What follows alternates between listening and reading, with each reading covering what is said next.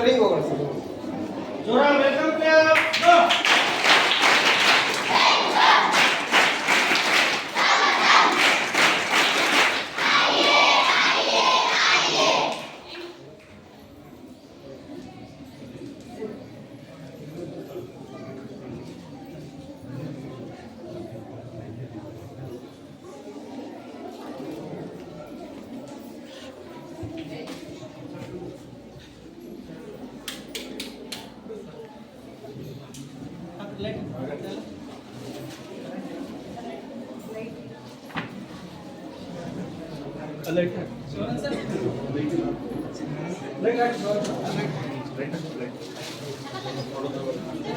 जोराಗಿ सुंदर क्लैप्स गो.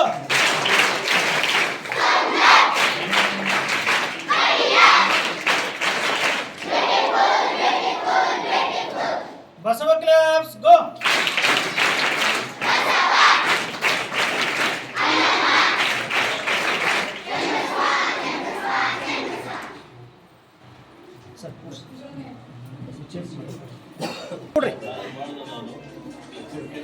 ఇక్కడ మ్యాగ్ ಬರ್ರಿ, ఇక్కడ ಮ್ಯಾಗ್ ಬರ್ರಿ.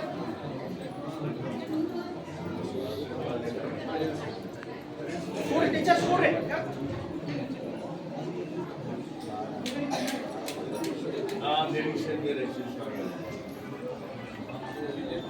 ವಿದ್ಯಾರ್ಥಿಗಳ ಆಶ್ರಯದಾತರು ನಾಡೋಜ ಡಾಕ್ಟರ್ ಬಸವಲಿಂಗ ಪಟ್ಟದೇವರ ಪಾದಾರವಿಂದಕ್ಕೆ ಭಕ್ತಿಯ ಶರಣಾರ್ಥಿಗಳನ್ನು ಸಮರ್ಪಿಸಿ ಶ್ರೀಮಠದ ಪೀಠಾಧಿಪತಿಗಳು ಕ್ರಿಯಾಶೀಲರು ಪೂಜ್ಯ ಶ್ರೀ ಗುರುಬಸವ ಪಟ್ಟದೇವರ ಪಾದಾರವಿಂದಕ್ಕೆ ಭಕ್ತಿಯ ಶರಣಗಳನ್ನು ಸಮರ್ಪಿಸಿ ನಮಗೆಲ್ಲರಿಗೂ ಅತ್ಯಂತ ಸಂತೋಷವನ್ನ ಉಂಟು ಮಾಡಿದಂತಹ ದಿವಸ ಇಂದು. ಯಾಕಂತಂದ್ರೆ ನಮಗೆಲ್ಲರಿಗೆ ಅಚ್ಚುಮೆಚ್ಚಿನವರಾದಂತಹ ಹಾಗೂ ಜನನಾಯಕರು ಯುವಕರು ಅತ್ಯಂತ ಬಹುಮತದಿಂದ ನೂತನ ಸಂಸದರಾಗಿ ಆಯ್ಕೆಯಾಗಿ ಶ್ರೀಮಠಕ್ಕೆ ಬಂದಂತಹ ಸಾಗರ್ ಖಂಡ್ರೆ ಅವರಿಗೂ ಹಾಗೂ ಅವರ ತಂದೆಯವರಾದಂತಹ ಹಾಗೂ ಜಿಲ್ಲಾ ಉಸ್ತುವಾರಿ ಮಂತ್ರಿಗಳಾದಂತಹ ಈಶ್ವರ್ ಖಂಡ್ರೆ ಅಣ್ಣನವರಿಗೂ ಹಾಗೂ ಗೀತಾ ಖಂಡ್ರೆ ತಾಯಿಯವರಿಗೂ ಅವರೆಲ್ಲರ ಮೂವರಿಗೂ ಕೂಡ ಶ್ರೀಮಠದ ವತಿಯಿಂದ ಹಾಗೂ ಎಲ್ಲ ವಿದ್ಯಾರ್ಥಿಗಳ ವತಿಯಿಂದ ಈ ಶ್ರೀಮಠದ ಸಿಬ್ಬಂದಿ ವರ್ಗದ ವತಿಯಿಂದ ಪರಮ ಪೂಜ್ಯರ ವತಿಯಿಂದ ಹಾರ್ದಿಕವಾದಂಥ ಸುಸ್ವಾಗತವನ್ನು ಚಪ್ಪಾಳೆ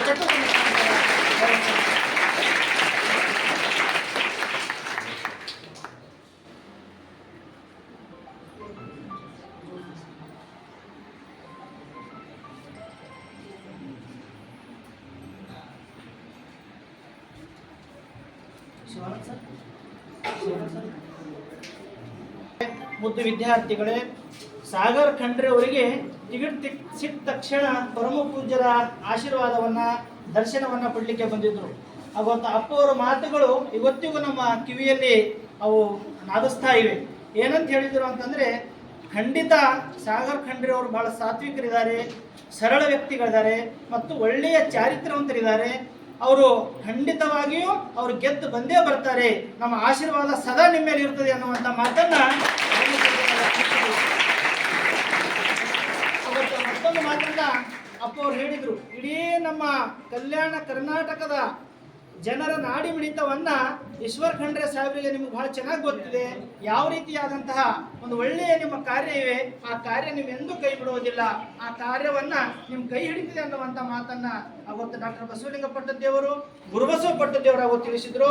ಅದರಂತೆ ಇವತ್ತು ಸಾಗರ್ ಖಂಡ್ರೆ ಅವರು ಅತ್ಯಂತ ಬಹಳ ಬಹುಮತದಿಂದ, ನಾವು ಯಾರು ಕೂಡ ನಿರೀಕ್ಷೆ ಮಾಡಲಿಲ್ಲ, ಲಕ್ಷದ ಮೇಲ್ಪಟ್ಟು 1,29,000 ಚಿಲ್ಲರೆ ಓಟುಗಳ ಬಹುಮತದಿಂದ ಆಯ್ಕೆಯಾಗಿ ಬಂದು ಇವತ್ತು ನೂತನ ಸಂಸದರಾಗಿ ಬಂದಿದ್ದಾರೆ.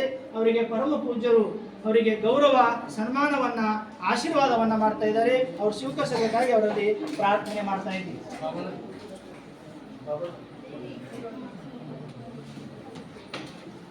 ಓಂ ಶ್ರೀ ಗುರು ನಮಃ. ಓಂ ಶ್ರೀ ಗುರು ಬಸವಲಿಂಗಾಯ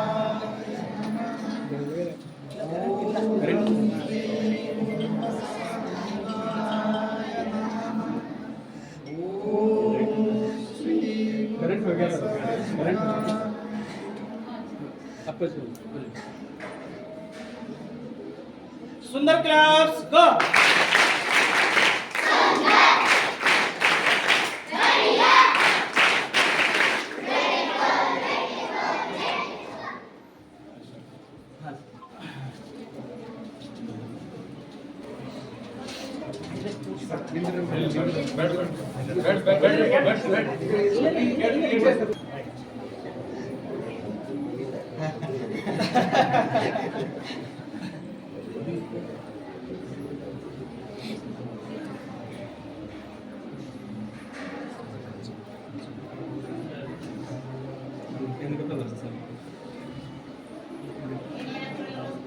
जोराಗಿ सुंदर क्लैप्स गो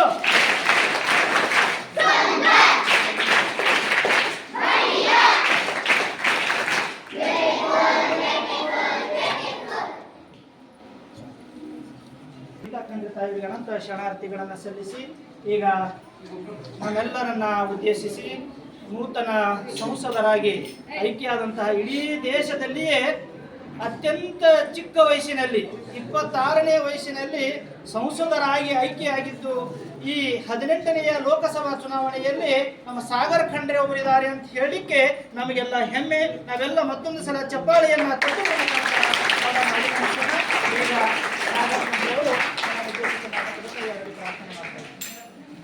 ಮೊದಲನಿಗೆ ಪೂಜ್ಯ ಶ್ರೀ ಡಾಕ್ಟರ್ ಚನ್ನಬಸವ ಪಟ್ಟದೇವರನ್ನು ನನ್ನ ಹೃದಯ ಮಂದಿರದಲ್ಲಿ ಸ್ಮರಿಸಿ ಪೂಜ್ಯ ಶ್ರೀ ಬಸವಲಿಂಗ ಪಟ್ಟದೇವರಿಗೆ ಪಟ್ಟದವರ ಪಾದಗಳನ್ನು ನಮಸ್ಕರಿಸುತ್ತಾ ಗುರುಬಸವ ಪಟ್ಟದೇವರ ಪಾದಗಳನ್ನು ನಮಸ್ಕರಿಸುತ್ತಾ ಇಲ್ಲಿ ಉಪಸ್ಥಿತರಿರುವ ಎಲ್ಲ ಸಿಬ್ಬಂದಿ ವರ್ಗದವರಿಗೂ ಹಾಗೂ ಎಲ್ಲ ವಿದ್ಯಾರ್ಥಿಗಳಿಗೆ ನನ್ನ ಶರಣಾರ್ಥಿ.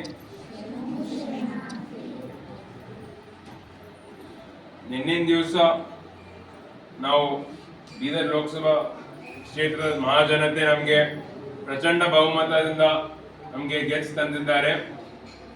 ಈ ಸಂದರ್ಭದಲ್ಲಿ ನಾನು ಏನ್ ಹೇಳ್ಬೇಕಂತಂದ್ರೆ, ಯಾವುದೇ ಒಂದು ಕೆಲಸ ಆಗ್ಬೇಕು ಅಂತಂದ್ರೆ ನಮ್ಗೆ ಯಾವಾಗ್ಲೂ ಅಪ್ಪೂರ್ದು ಮಠದ ನಮ್ಗೆ ಆಶೀರ್ವಾದ ಇದೆ, ಸದಾ ನಮ್ಮ ಪರಿವಾರ ಮೇಲೆ ಇದೆ. ಯಾವುದೇ ಒಂದು ಈ ಕಾರ್ಯ ಆಗ್ಬೇಕು ಅಂತಂದ್ರೆ ಎಲ್ಲ ಕೂಡ್ ಬರ್ಬೇಕಾಯ್ತದ. ಈ ಕೂಡ್ ಬರೋದು ನಮ್ ಶ್ರಮ 90% ಇತ್ತು ಅಂತಂದ್ರು ಒಂದು 10% ಆದ್ರೂ ನಮ್ಗೆ ಅದು ಏನ್ ಆಶೀರ್ವಾದ ಇದೆ ಅದು ಇರ್ಲೇಬೇಕಾಯ್ತದ. ಆಶೀರ್ವಾದ ಇಲ್ಲದೇನೆ ಆಗ್ಲಕ್ ಸಾಧ್ಯನೇ ಆಗಲ್ಲ. ಅದಕ್ಕೆ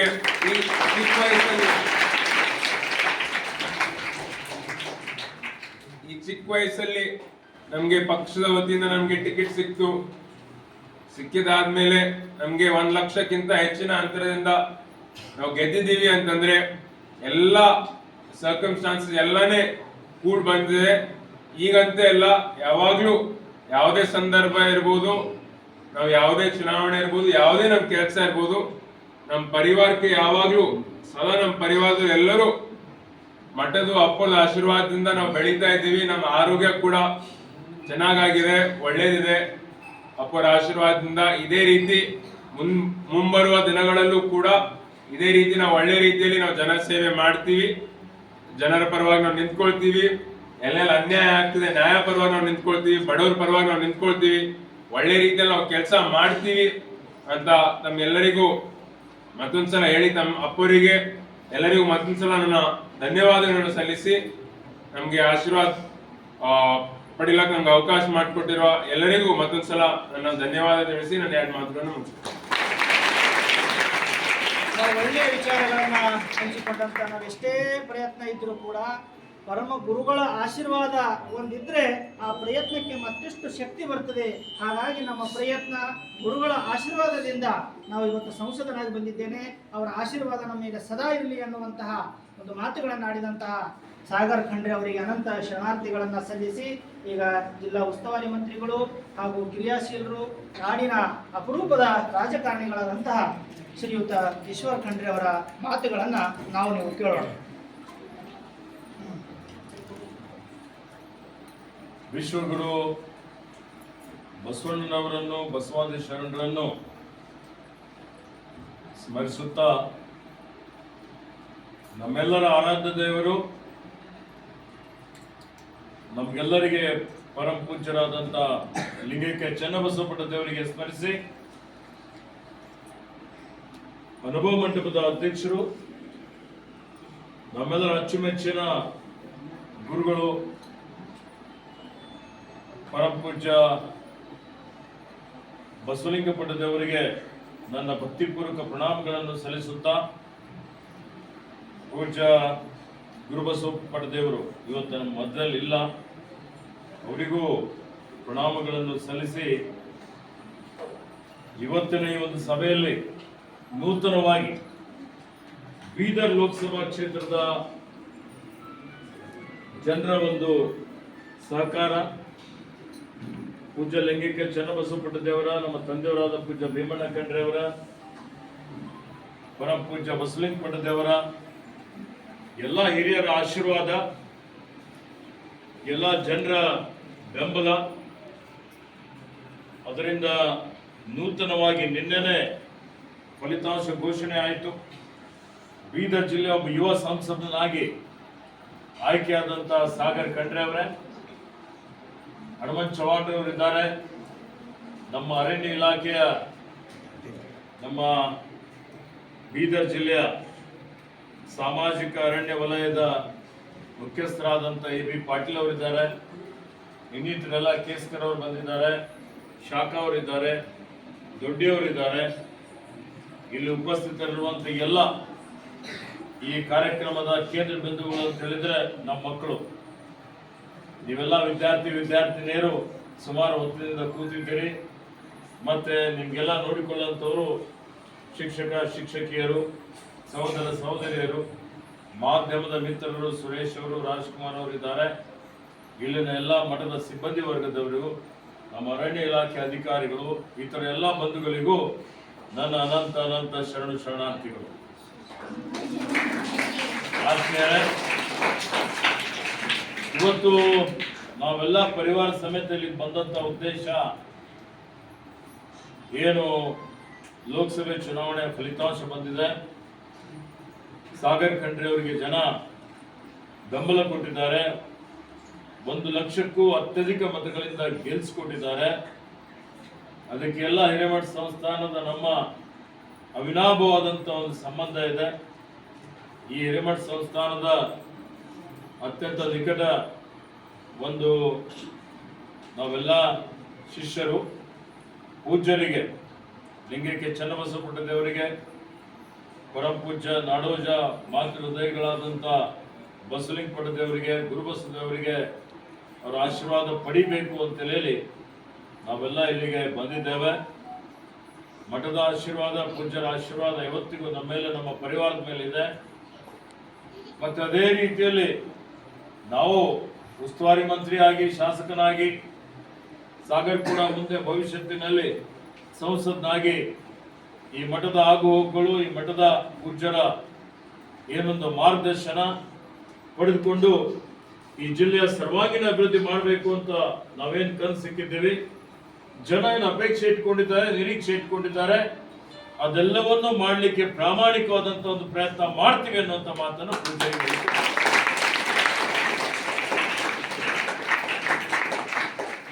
ಇವತ್ತೇನಿದೆ, ವಿಶ್ವ ಪರಿಸರ ದಿನಾಚರಣೆ. ಈ ವಿಶ್ವ ಪರಿಸರ ದಿನಾಚರಣೆಯ ಹಾರ್ದಿಕ ಶುಭಾಶಯಗಳನ್ನು ಕೋರ್ತಾ ಇದ್ದಾರೆ. ಯಾಕೆ ವಿಶ್ವ ಪರಿಸರ ದಿನಾಚರಣೆ ಮಾಡ್ತಾ ಇದ್ದೀವಿ? ಯಾಕೆ ಅಂದ್ರೆ ಪ್ರಕೃತಿ ಬಗ್ಗೆ, ಪರಿಸರದ ಬಗ್ಗೆ ನಿಮ್ಮಲ್ಲಿ ಜಾಗೃತಿ ಮೂಡಿಸಬೇಕು ಅಂತ ಹೇಳಿ. ಅರ್ಥ ಆಯ್ತಾ? ಈ ಜಗತ್ತಿನಲ್ಲಿ ಇರುವಂತದ್ದು ಒಂದೇ ಒಂದು ಭೂಮಂಡಲದಲ್ಲಿ ಇದ್ದಂಥದ್ದು ಒಂದೇ ಭೂಮಿ. ಮತ್ತೊಂದು ಭೂಮಿ ಅದ? ಮತ್ತೊಂದು ಭೂಮಿ ಇಲ್ಲ. ಇರುವಂತ ಭೂಮಿ, ಇದನ್ನು ಸಂರಕ್ಷಿಸಬೇಕು. ಮುಂದಿನ ಪೀಳಿಗೆ, ಈಗ ನಿಮ್ಮದಾಯ್ತು, ಮತ್ತೆ ಮುಂದಿನ ಪೀಳಿಗೆ ಬರುತ್ತೆ, ಮತ್ತೆ ಅದ್ರ ಮುಂದಿನ ಪೀಳಿಗೆ ಬರುತ್ತೆ. ಅವರೆಲ್ಲರೂ ಆರೋಗ್ಯವಂತರಾಗಿರ್ಬೇಕಲ್ಲ. ಅವರೆಲ್ಲರೂ ಆರೋಗ್ಯವಂತರಾಗಿರ್ಬೇಕು, ಅವರೆಲ್ಲರೂ ಜೀವಿತವಾಗಿರ್ಬೇಕು ಅಂತ ಹೇಳಿದ್ರೆ ಏನಾಗಬೇಕು? ಪರಿಸರ ಉಳಿಬೇಕು, ಪ್ರಕೃತಿ ಉಳಿಬೇಕು. ಇದನ್ನು ಸಂರಕ್ಷಣೆ ಮಾಡುವಂಥದ್ದು ನಮ್ಮೆಲ್ಲರ ಆದ್ಯ ಕರ್ತವ್ಯವಾಗಿದೆ. ಮತ್ತು ಇವತ್ತು ರಾಜ್ಯದಲ್ಲಿ 1 ವರ್ಷದಿಂದ ನಾನು ಪರಿಸರ, ಅರಣ್ಯ, ಜೀವಿಶಾಸ್ತ್ರ ಇಲಾಖೆ ಸಚಿವನಾಗಿದ್ದೇನೆ. ಹೀಗಾಗಿ ನಮ್ಮ ಜಿಲ್ಲೆಯಲ್ಲಿ ಹೆಚ್ಚಿನ ರೀತಿಯಲ್ಲಿ ನಾವೆಲ್ಲರೂ ಅರಣ್ಯೀಕರಣ ಮಾಡಬೇಕಾಗ್ತದೆ. ಪರಿಸರ ಉಳಿಬೇಕು ಅಂದ್ರೆ ಏನ್ ಮಾಡಬೇಕು? ಪರಿಸರ ಉಳಿಬೇಕು ಅಂತ ಹೇಳಿದ್ರೆ ನಾವೆಲ್ಲ ಮರಗಿಡಗಳು ಬೆಳೆಸಬೇಕು. ಏನ್ ಮಾಡಬೇಕು? ಸಸ್ಯಗಳು ನೆಡಬೇಕು. ಸ್ವಚ್ಛತೆ ಕಾಪಾಡಬೇಕು. ಇವತ್ತು ಏಕ ಬಳಕೆ ಪ್ಲಾಸ್ಟಿಕ್ ಉಪಯೋಗ ಮಾಡಬಾರದು. ಯಾವುದೇ ರೀತಿಯಲ್ಲಿ ತ್ಯಾಜ್ಯ ಏನಿದೆ ತ್ಯಾಜ್ಯ ಸಂಸ್ಕರಣೆ ಮಾಡಬೇಕು. ಇವತ್ತಿಲ್ಲದಿದ್ದರೆ ಏನಾಗಿದೆ, ಆಧುನೀಕರಣ ಆಗಿದೆ, ಕೈಗಾರಿಕೆಗಳು ಜಾಸ್ತಿ ಆಗಿದ್ದಾವೆ. ಕೈಗಾರಿಕೆಗಳು ಬಿಡ್ತಕ್ಕಿರ್ತಕ್ಕಂಥ ಮಾಲಿನ್ಯ ಏನಿದೆ, ಆಹಾರದಲ್ಲಿ ಮಾಲಿನ್ಯ ನೋಡ್ತಾ ಇದ್ದೀರಿ, ಗಾಳಿಯಲ್ಲಿ ಮಾಲಿನ್ಯ ಇದೆ, ನೀರಿನಲ್ಲಿ ಮಾಲಿನ್ಯ ಇದೆ. ಈಗೇನು ಆಹಾರ ಉತ್ಪಾದನೆ ಮಾಡ್ತೀವಿ, ಆಹಾರ ಉತ್ಪಾದನೆ ಮಾಡಲಿಕ್ಕೆ ಇವತ್ತು ನಾವೆಲ್ಲ ಔಷಧಿಗಳು ಬಳಸ್ತೀವಿ. ರಾಸಾಯನಿಕ ಔಷಧಿಗಳು ಉತ್ಪಾದನೆ ಹೆಚ್ಚಿಗೆ ಆಗಬೇಕು ಅಂತ ಬಳಸುವುದರಿಂದ ಆಹಾರದಲ್ಲೂ ಇವತ್ತು ವಿಷ ಇರುತ್ತೆ, ರಾಸಾಯನಿಕ ಇರುತ್ತೆ, ಮನುಷ್ಯನ ಆರೋಗ್ಯಕ್ಕೆ ಹಾನಿಕರಕವಾದಂಥದ್ದು. ಇವತ್ತು ನೀರಿನಲ್ಲಿ ತ್ಯಾಜ್ಯ ಬಿಡ್ತೀವಿ. ಇವತ್ತು ಘನ ತ್ಯಾಜ್ಯ, ಮಲ ತ್ಯಾಜ್ಯ, ನೀರು ಕಲುಷಿತ ಆಗ್ತದೆ. ಕಲುಷಿತ ಆಯ್ತು ಅಂದ್ರೆ ಅದು ನೀರಿನಲ್ಲಿಯೂ ಮಾಲಿನ್ಯ. ಗಾಳಿಯಲ್ಲಿ ಇವತ್ತು ಕೈಗಾರಿಕೆಗಳು ಮಾಡಿದ್ದೇವೆ. ನಮ್ಮ ಐಷಾರಾಮಿ ಜೀವನದ ಸಲುವಾಗಿ ಆ ಕೈಗಾರಿಕೆಗಳು ಸೂಸುವಂತ ಏನು ವಿಷಗಾಳಿ ಇದೆಯಲ್ಲ ಅದೆಲ್ಲ ಗಾಳಿಯಲ್ಲಿ ಸೇರ್ಕೊಂತು ಅಂತ ಹೇಳಿದ್ರೆ ಏನಾಗ್ತದೆ, ಗಾಳಿಯಲ್ಲೂ ವಿಷ. ಹಿಂಗಾಗಿ ಏನಾಗಿದೆ, ಸಣ್ಣ ಮಕ್ಕಳಿಗೆ ನೋಡ್ತೀವಿ, ನೀವೆಲ್ಲ ಚೆನ್ನಾಗಿ ಬೆಳೆಯೋದಿಲ್ಲ, ಯಾರಿಗಾದ್ರೂ ಶುಗರ್ ಬರುತ್ತೆ, BP ಬರುತ್ತೆ, ಹೃದಯ ಕಾಯಿಲೆ ಇರುತ್ತೆ, ಕಿಡ್ನಿ ಕಾಯಿಲೆ ಇರುತ್ತೆ. ಈಗ ಇವೆಲ್ಲ ಹೋಗಲಾಡಿಸ್ಬೇಕು. ಏನಾಗಿದೆ, ಹವಾಮಾನ ವೈಪರೀತ್ಯ ನೋಡ್ತಾ ಇದ್ದೀರಿ. ನಿಮ್ಗೆ ಪಾಠ ಇರ್ಬೇಕಲ್ಲ ಪರಿಸರದ ಬಗ್ಗೆ, ಇದೆಯಾ? ಓಝೋನ್ ರಂಧ್ರದ ಬಗ್ಗೆ ಕೇಳಿದ್ದೀರಾ? ಜೊತೆಯಲ್ಲಿ ಇವತ್ತು ಯಾಕೆ ಹವಾಮಾನ ವೈಪರೀತ್ಯ ಆಗ್ತಾ ಇದೆ ಗೊತ್ತಾ? ಇವತ್ತು ಯಾವ ರೀತಿಯಲ್ಲಿ ತಾಪಮಾನ ಹೆಚ್ಚಿಗೆ ಆಗ್ತಾ ಇದೆ. ಪತ್ರಿಕೆ ಓದ್ತೀರಿ. ಇತ್ತೀಚೆಗೆ ಉರಿ ಬಿಸಿಲಿನಿಂದ ಸುಮಾರು ಜನ ಉತ್ತರ ಭಾರತದಲ್ಲಿ ಸತ್ತೋಗ್ಬಿಟ್ಟಿದ್ದಾರೆ. ಈಗೇನಿದೆ ಉಷ್ಣಾಂಶ 45, 46, 47 ಡಿಗ್ರಿವರೆಗೆ ಬಂದಿದೆ.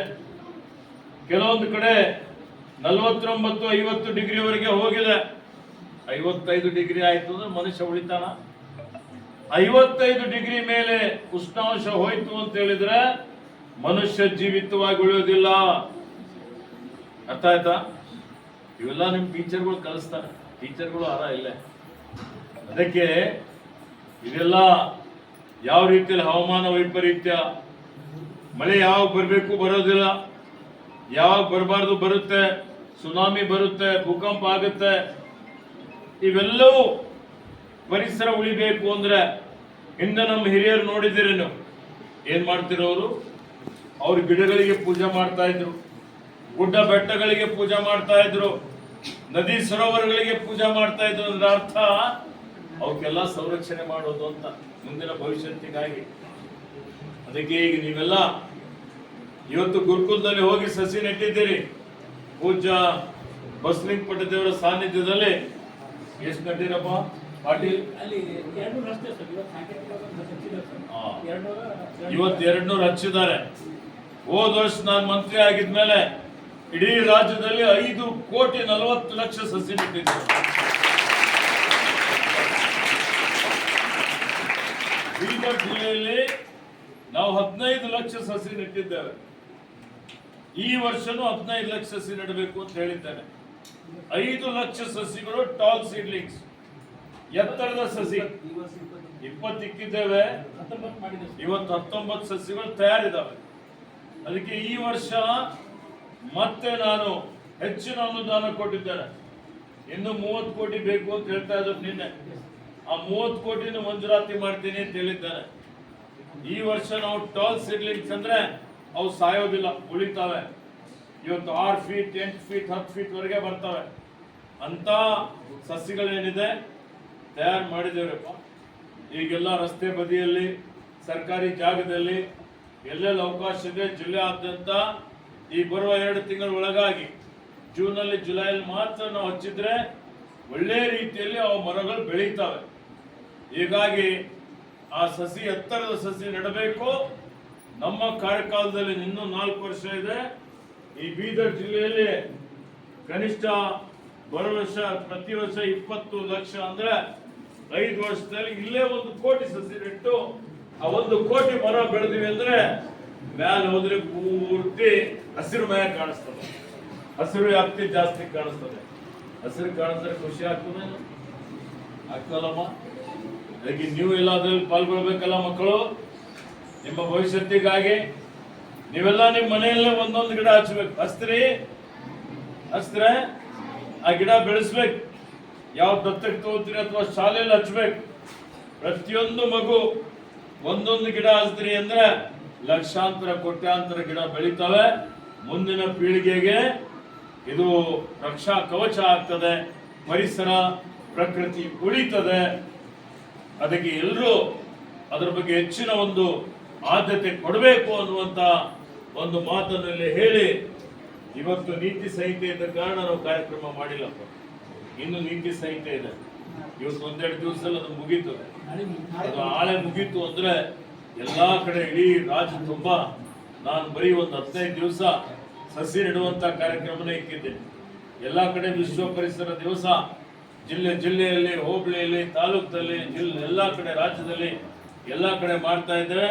ಮತ್ತೆ ಈ ವರ್ಷ 5 ಕೋಟಿ ಸಸಿ ಕರ್ನಾಟಕ ರಾಜ್ಯ. ಸಾಗರ್ ಖಂಡ್ರೆಗೆ ಎಲ್ಲರೂ ಆಶೀರ್ವಾದ ಮಾಡಿದ್ದಾರೆ. ಒಬ್ಬ ಯುವ ಸಂಸದನಾಗಿ ನಿಮ್ಮೆಲ್ಲರ ನಿರೀಕ್ಷೆಗೆ ತಕ್ಕಂತೆ ಇವತ್ತು ಅವರು ಕೆಲಸ ಮಾಡ್ತಾರೆ. ಬೀದರ್ ಜಿಲ್ಲೆಯ ಸರ್ವಾಂಗೀಣ ಅಭಿವೃದ್ಧಿಯಲ್ಲಿ ಕೇಂದ್ರದಲ್ಲಿ ಹೋಗಿ ಬೀದರ್ ಜಿಲ್ಲೆ ಧ್ವನಿ ಆಗ್ತಾರೆ. ಅದಕ್ಕೆ ಎಲ್ಲರ ಸಹಕಾರ ಇರಲಿ.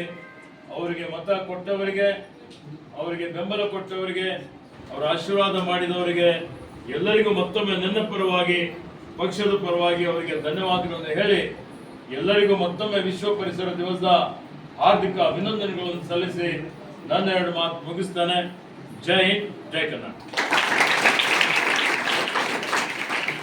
ಇಲ್ಲಿಯವರೆಗೆ ಪರಿಸರದ ಕುರಿತು ಮಾತನಾಡಿದಂತಹ ಶ್ರೀಯುತ ಈಶ್ವರ್ ಖಂಡ್ರೆ ಅಣ್ಣನವರಿಗೆ ಅನಂತ ಶರಣಾರ್ಥಿಗಳನ್ನು ಸಲ್ಲಿಸಿ, ಪರಮ ಪೂಜ್ಯ ಗುರುಬಸವ ಪಟ್ಟದೇವರು ಮುಂಜಾನೆ ಹಿಡ್ಕೊಂಡು ಒಂದು 8 ಸಲ ಫೋನ್ ಮಾಡಿದ್ರು. ಸರ್ ಸಾಹೇಬರು ಬರ್ತಾ ಇದ್ದಾರೆ, ಅಪ್ಪೋರು ಇರ್ತಾರೆ, ಭಾಳ ಚೆನ್ನಾಗಿ ಎಲ್ಲ ಅವರಿಗೆ ಆಶೀರ್ವಾದ ಮಾಡಿ ಕಳಿಸ್ರಿ ಅನ್ನುವಂಥ, ಎಲ್ಲರಿಗೆ ಎಲ್ಲ ಜ್ಯೂಸ್ ಎಲ್ಲ ಮಾಡಿ ಕಳಿಸ್ರಿ ಅನ್ನುವಂತಹ ಸಂದೇಶವನ್ನು ಅವ್ರು ಕಳಿಸ್ತಾನೆ ಇದ್ರು.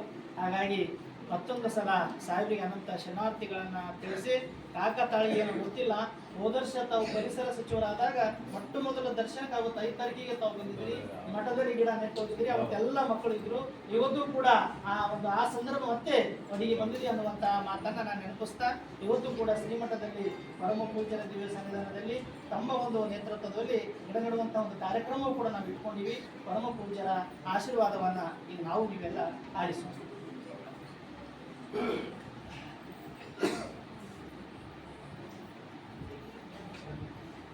ಓಂ ಶ್ರೀ ಗುರು ಬಸವಲಿಂಗಾಯ ನಮಃ.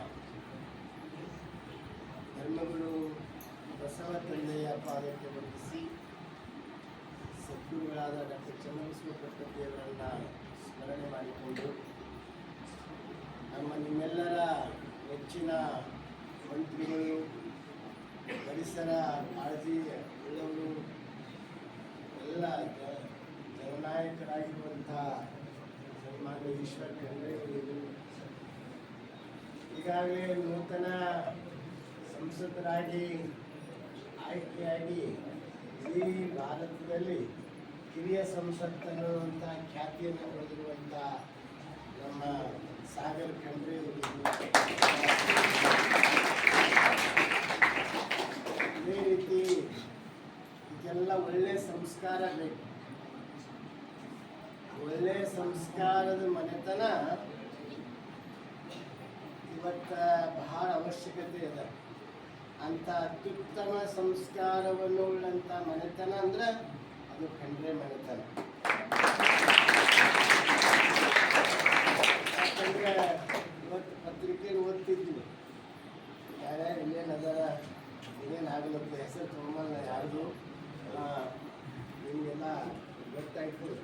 ಅದಕ್ಕೆ ಅದು ಯಾಕೆ ಹಂಗಾಗ್ತದೆ ಅಲ್ಲೆಲ್ಲ, ಯಾಕೆ ಇವತ್ತು ಜಮೀನಲ್ಲೆಲ್ಲ ಅದಾರ ಅಂದ್ರೆ ಅದು ಸಂಸ್ಕಾರದ ಕೊರತೆ. ಆ ಸಂಸ್ಕಾರ ಇರೋದ್ರಿಂದ ಅವರು ಚಾರಿತ್ರ್ಯ, ನೈತಿಕತೆ ಮತ್ತು ಸಂಸ್ಕಾರ, ಹಿಂದೆ ಮಠದ ಗುರುವಿನ ಒಂದು ಹಿಂದೆ ನಿಂತ್ಕೊಂಡು ಬಂದಿರುವಂಥ ಒಂದು ಸಂಸ್ಕಾರ ಎಲ್ಲದರಿಂದ ಆ ಮನೆತನ ಸಂಸ್ಕಾರವಂತ ಮನೆತನ. ಅದಕ್ಕೆ ನೀತಿಯಲ್ಲಿ, ತತ್ವದಲ್ಲಿ, ಚಾರಿತ್ರ್ಯದಲ್ಲಿ ಎಲ್ಲದರಲ್ಲೂ ನಂಬರ್ 1 ಯಾರು ಬಂದು ಕಂಡ್ರೆ ಮನೆತನ ಅಂತ ಖುಷಿ ಆಗ್ತದೆ, ಸಂತೋಷ ಆಗ್ತದೆ. ಇನ್ನೊಂದೇನು ವೈಶಿಷ್ಟ್ಯ ಅಂದರೆ ಅಜ್ಜ ಮುಂದೆ ಮಗ, ಅಜ್ಜನಿಗಿಂತಲೂ ಮಗ ಕರ್ನಾಟಕದಲ್ಲಿ ಹೆಚ್ಚಿನ ಪ್ರಭಾವ ಮೂಡಿಸ್ಯಾರ. ಭೀಮಣ್ಣ ಖಂಡ್ರೆಯವರಿಗಿಂತಲೂ ಈಶ್ವರ್ ಖಂಡ್ರೆಯವರ ವರ್ಚಸ್ಸು ಈ ಕರ್ನಾಟಕದಲ್ಲಿ ನಂಬರ್ 1 ಆಗಿದೆ.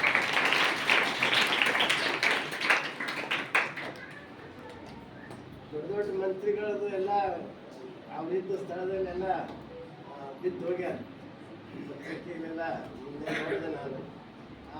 ಆದರೆ ಈಶ್ವರ್ ಖಂಡ್ರೆಯವರು ಈ ಭಾಗದಲ್ಲಿ ಎದ್ದಿಸಿ ಮತ್ತೆ ಇಡೀ ಕರ್ನಾಟಕದಲ್ಲಿ ಅವ್ರ ವರ್ಚಸ್ಸು ಪ್ರಭಾವ ಹೆಚ್ಚಿಗೆ ಆಗ್ಯದ. ಅದಕ್ಕೆ ಭಾಳ ಹೆಮ್ಮೆ ಅನ್ನಿಸ್ತದೆ, ಖುಷಿ ಅನ್ನಿಸ್ತದೆ. ಮತ್ತು ನಾನು ಅವಾಗೇ ಆಶೀರ್ವಾದ ತಗೊಳ್ಳೋಕೆ ಬಂದಾಗ ಹೇಳಿದ್ದೆ, ಹೆಂಗೆ ಗೆಲ್ಲಿಸ್ಬೇಕು, ಹೆಂಗಿಲ್ಲ, ಹೆಂಗೆ ಡ್ಯಾಮ ಕಟ್ಟಿದವರು ಸಾವಿರಾರು ಮಂದಿ ಇರ್ಬೋದು, ಲಕ್ಷಗಟ್ಟಲೆ ಮಂದಿ ಇರ್ಬೋದು, ಅದರಿಂದ ಸಾವಿರಾರು ಇಂಜಿನಿಯರ್ ಇರ್ಬೋದು. ಆದರೆ ಮಾಸ್ಟರ್ ಪ್ಲ್ಯಾನ್ ಯಾರ್ದಿತ್ತು? KR ಸಾಗರ್ ಕಟ್ಟಲಿಕ್ಕೆ ವಿಶ್ವೇಶ್ವರಯ್ಯ ಅವರು. ಹಂಗೆ ಈ ರಾಜಕೀಯದಲ್ಲಿ ವಿಶ್ವೇಶ್ವರಯ್ಯ ಚಾಣಕ್ಷತನ ಯಾರ್ದು ಅಂದ್ರೆ ಈಶ್ವರ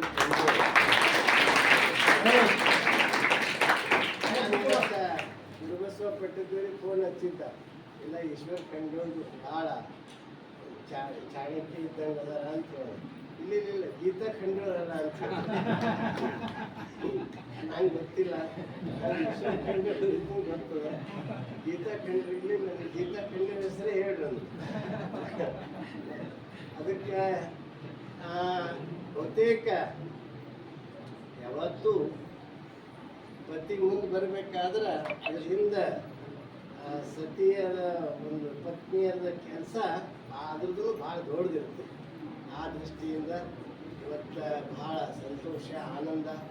ಇವತ್ತು ಸಂಸದರಾಗಿ ಒಳ್ಳೆಯ ಕಾರ್ಯ ಮಾಡ್ತಾರೆ ಅನ್ನುವಂಥ ಭರವಸೆ ಎಲ್ಲರಿಗೂ ಅದ. ಯಾಕಂದರೆ ನಮ್ಮದೊಂದು ಇದು ಅದ, ಏನಂದ್ರೆ ಇವತ್ತು ರಾಷ್ಟ್ರ ಮಟ್ಟದಲ್ಲಿ ಬುದ್ಧ ಜಯಂತಿ ರಜೆ ಇದೆ, ಮಹಾವೀರ ಜಯಂತಿ ರಜೆ ಇದೆ. ಆದರೆ ಬಸವ ಜಯಂತಿನೂ ರಾಷ್ಟ್ರ ಮಟ್ಟದ ಬಸವಣ್ಣವ್ರ ವ್ಯಕ್ತಿತ್ವ, ಅಷ್ಟೇ ವಿಶ್ವ ಮಟ್ಟದ ಬಸವಣ್ಣವ್ರ ವ್ಯಕ್ತಿತ್ವ. ಇವತ್ತು ಲಂಡನ್ ಅಂತದ್ರಲ್ಲಿ ಮೂರ್ತಿ ಕುಂತದ, ವಿಶ್ವದಲ್ಲೆಲ್ಲ ಬಸವ ಜಯಂತಿ ಆಗ್ಲತ್ತವ. ಹಾಗೆ ಅದು ಬುದ್ಧ, ಮಹಾವೀರ ಹೆಂಗೆ ರಾಷ್ಟ್ರ ಪುರುಷರದು ಜಯಂತಿಗಳು ಕೇಂದ್ರದಲ್ಲಿ ಅದಾವ, ಅದೇ ರೀತಿ ಬಸವ ಜಯಂತಿನೂ ಸಾಗರ್ ಖಂಡ್ರೆಯವರ ಅವಧಿಯಲ್ಲಿ ಅಲ್ಲಿ ಧ್ವನಿ ಎತ್ತಿ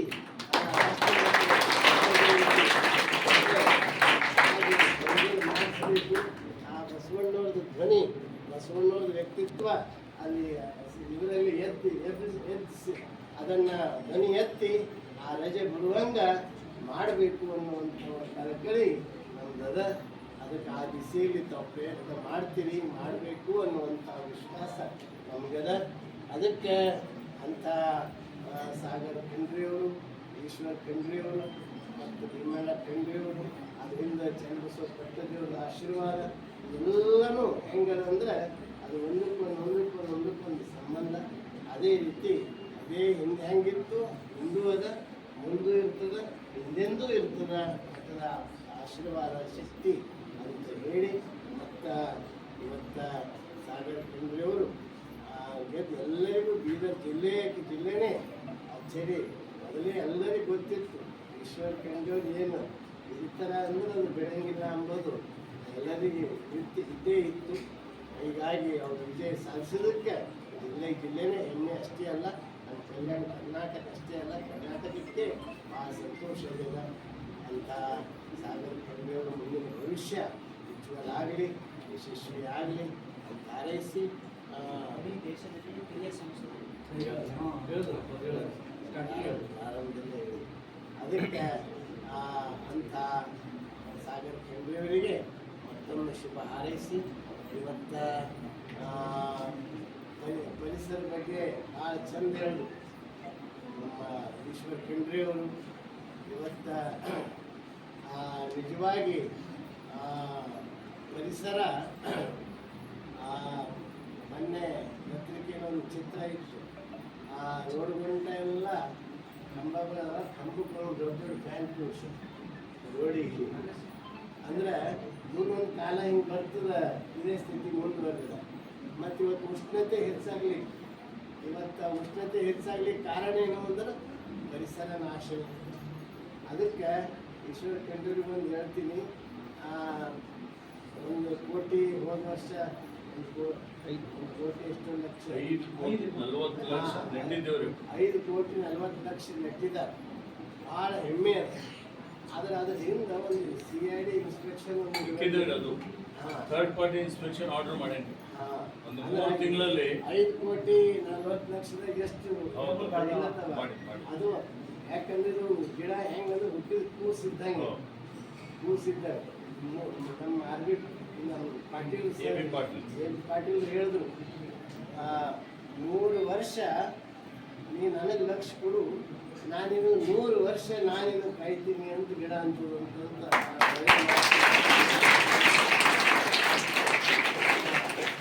ಹಂಗೆ ನಾವು ಅದನ್ನು ಗಿಡಕ್ಕೆ ರಕ್ಷಣೆ ಮಾಡೋದು ಭಾಳ ಒಳ್ಳೆಯದು. ನಾನು ಗುರುಕುಲದಾಗ ಒಂದು ಮಾತು ಹೇಳಿದೆ ಮಕ್ಕಳಿಗೆ, ಇಲ್ಲಿನೂ ಒಂದು ಮಾತು ಹೇಳ್ತೀನಿ. ಇವೆಲ್ಲ ಇವತ್ತು ಪರಿಸರ ದಿನಾಚರಣೆ ಅದೇ ಇಲ್ಲ, ನೀವೆಲ್ಲ ಒಂದು ಸಂಕಲ್ಪ ಮಾಡಬೇಕು. ಏನು ಮಾಡಬೇಕು ಅಂದ್ರೆ ನಿಮ್ಮ ಹುಟ್ಟುಹಬ್ಬ ಇರ್ತದಲ್ಲ, ನಿಮ್ಮ ಹುಟ್ಟುಹಬ್ಬದ ದಿವಸ ನೀವು ಮಠದಲ್ಲೆಲ್ಲ ಹಚ್ಚಿರಿ, ಎಲ್ಲೆಲ್ಲ ಹಚ್ಚಿರಿ, ಹುಟ್ಟುಹಬ್ಬದ ದಿವಸ ಒಂದು ಗಿಡ ಹಚ್ಚಬೇಕು. ಎಲ್ಲರೂ ಹಚ್ತೀರಿ ಅಂದ್ರೆ ಚಪ್ಪಾಳೆ ಹೊಡಿಬೇಕು.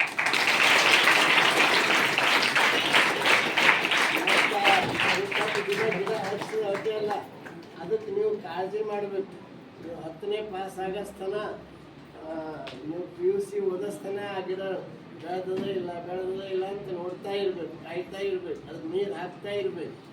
ಅದನ್ನು ಮಾಡಿದ್ರೆ, ಎಲ್ಲರೂ ಪ್ರಯತ್ನ ಮಾಡಿದ್ರೆ ಈ ಪರಿಸರದಲ್ಲಿ ಒಂದು ತಂಪು ವಾತಾವರಣ ನಿರ್ಮಾಣ ಆಗ್ತದೆ. ಆ ದೃಷ್ಟಿಯಿಂದ ಅಂಥ ಪರಿಸರ ದಿನಾಚರಣೆ ಇವತ್ತು ನಮ್ಮ ಗುರುಕುಲದಲ್ಲಿ ನಮ್ಮ ಪಾಟೀಲ್ರು ಸಹಕಾರ, ಅಲ್ಲೆಲ್ಲ ಗಿಡಗಳು ಭಾಳ ನಾವು ಗಿಡಗಳು ಹಚ್ಚಿವಿ. ಅದಕ್ಕೆ ಅವ್ರು ಎಂಥ ಗಿಡ ಅಂದ್ರೆ ಆಗಿಂದಾಗ ಅವರು ಬೆಳೆಸ್ತಾರೆ. ಮತ್ತು ಅಲ್ಲಿ ಗುರುಕುಲದಲ್ಲಿ ಇವತ್ತು ಭಾಳ ಚಂದ ಕಾರ್ಯಕ್ರಮ ಇತ್ತು, ತಾವು ಬರ್ತಾ ಅಂದಿರಂತ ಹೇಳಿದ್ರು. ಆಮೇಲೆ ಇಲ್ಲ ಇಲ್ಲೇ ಬರ್ತೀವಿ ಅಂತ ಹೇಳಿದ್ರು. ಅದಕ್ಕೆ ಮತ್ತೊಮ್ಮೆ ಇವತ್ತು ಹೋದ 5 ತಾರೀಕಿಗೂ ಈಶ್ವರ್ ಖಂಡ್ರೆ ಇಲ್ಲೇ ಇದ್ರು, ನಮ್ಮ ಬಾಬು ಅವ್ರು ನೆನಪು ಕೊಟ್ಟರು. ಮತ್ತು ಈ ಸಲಾನು 5 ತಾರೀಕಿಗೆ ಪರಿಸರ ದಿನಾಚರಣೆ ಇಲ್ಲೇ ಅದಾರ. ಇದು ಭಾಳ ಖುಷಿ ಸಂಗತಿ. ಅದಕ್ಕೆ ಮತ್ತೊಮ್ಮೆ ಎಲ್ಲರಿಗೂ ಶುಭ ಹಾರೈಸ್ತಾ, ಮತ್ತು ವಿಶೇಷವಾಗಿ ಇವತ್ತಿನ ನಮ್ಮ ಅರಣ್ಯ ಸಂರಕ್ಷಣಾಧಿಕಾರಿಗಳ ಪಾಟೀಲರು ಬಂದು ಆಶೀರ್ವಾದ ತಗೋಬೇಕಂತ